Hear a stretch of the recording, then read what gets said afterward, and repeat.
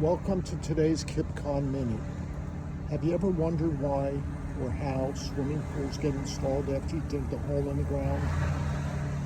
Over here, they've been dewatering it for at least a week to get the water out of the ground, and then they dug a hole. And what do you see today? The pool is coming. So watch as it's being lowered into the ground from the crane. It looks like it's 6 feet deep on one end and 4 feet on the other. So now the next time you have somebody who needs a new pool at their clubhouse, just think about how easy it is to do. You just dig a hole and you drop it in. Here it comes. We've got another 13 seconds before the Kipcon Minute is up, so I hope it gets into the ground. I hope the hole is the right size.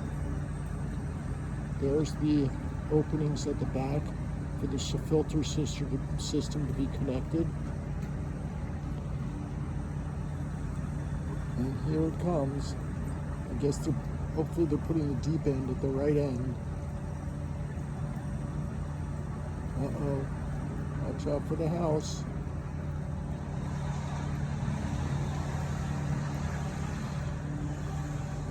I think you'll live with another couple of seconds today as the pool's dropped in.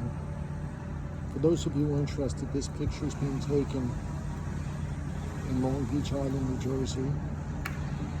And there we go. We're up to 1 minute and 43 seconds.